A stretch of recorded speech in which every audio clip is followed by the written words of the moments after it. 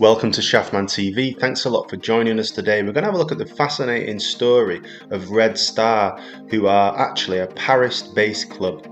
So if Paris St-Germain are the Hollywood blockbuster, says David Bellion, former Manchester United player, then Red Star are an indie film directed by Ken Loach or Michel Gondry.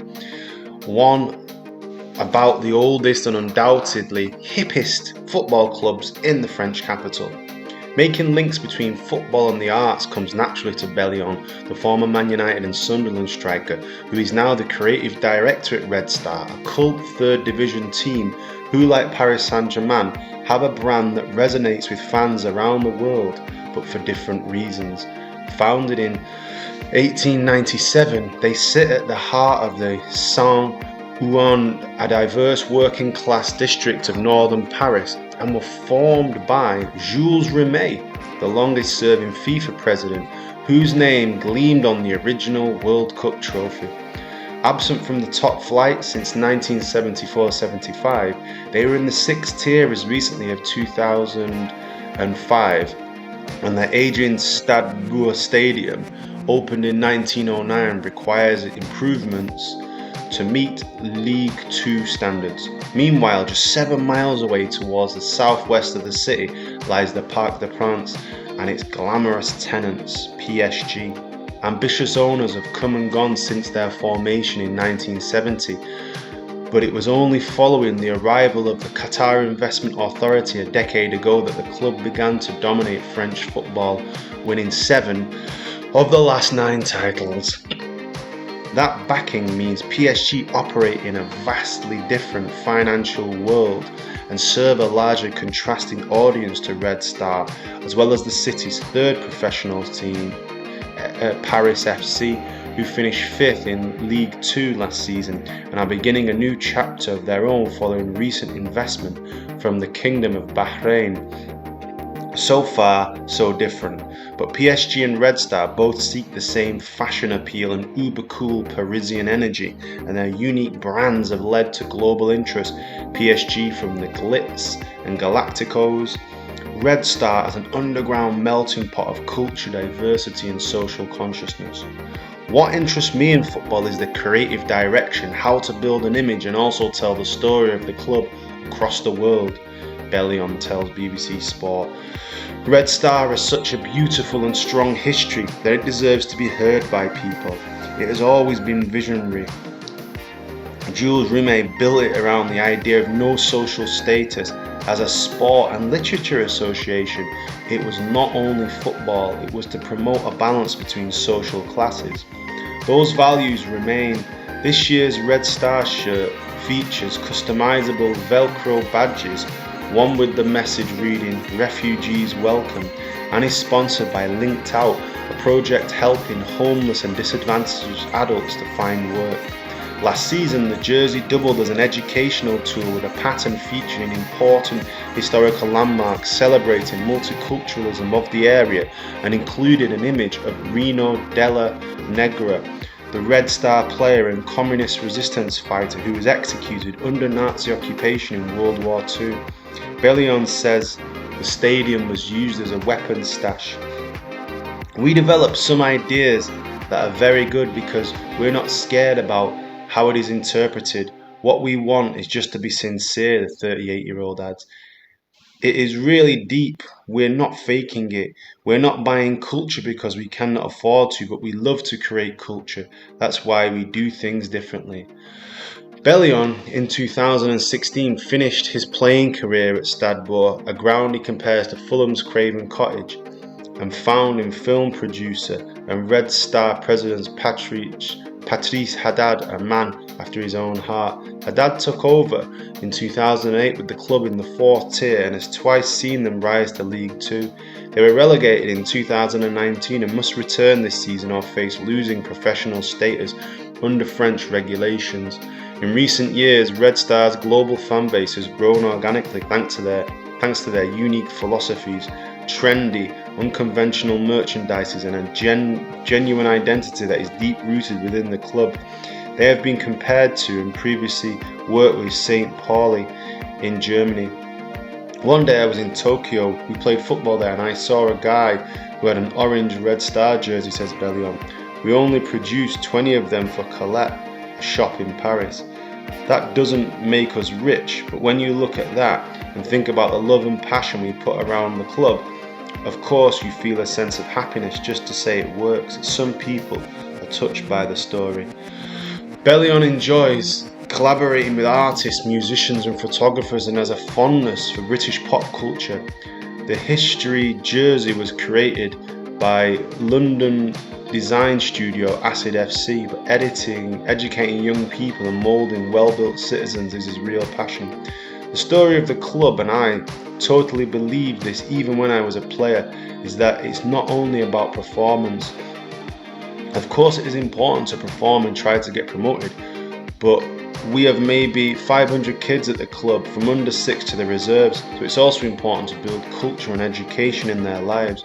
We want to use the football club to send a message. We want them to be well-built citizens. We need to work the body and feed the mind.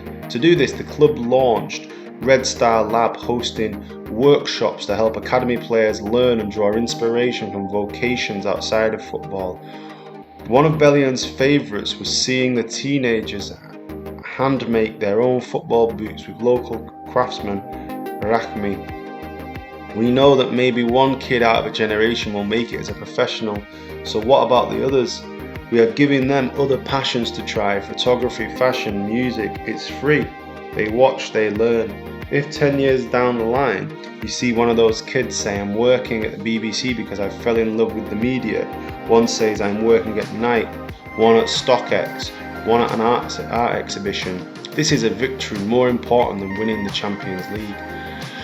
Even if PSG were defeated Champions League finalists in 2020, President Nasser Al-Khalifi investment has established Les Parisians amongst Europe's elite. The continental title the club so craves is proving elusive. There is already a huge commercial success off the field. 3 years ago, PSG entered into a partnership with Nike that would see them become the first football club to sport the Jumpman logo that is renowned basketball legend Michael Jordan, selling an initial exclusive 40,000 item collection within a week. A Nike spokesman told BBC that the collaboration marked two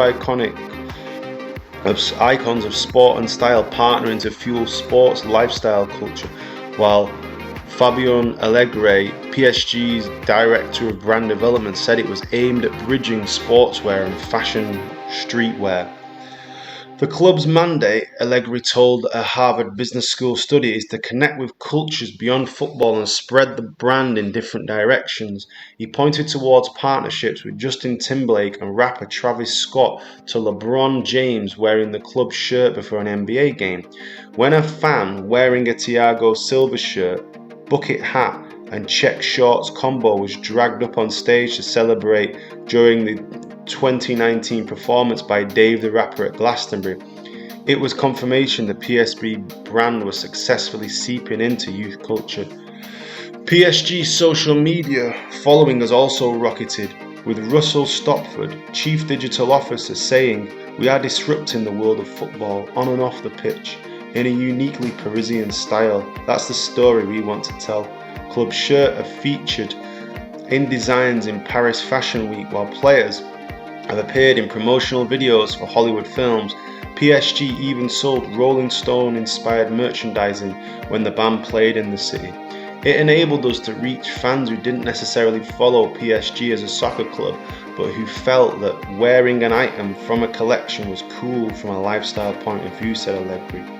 In 2019, the club topped 1 million shirt sales, and more than half of their Jordan collection went to customers outside of France. They have since opened stores in Los Angeles and Tokyo.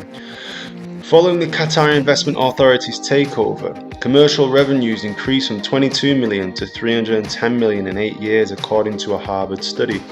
Al-Khalifi believes the club can grow further still towards a value far in excess of 3 billion. He wants PSG to be one of the top 3 sports brands in the world. He wants them to be synonymous with Paris in a way that the Yankees are with New York.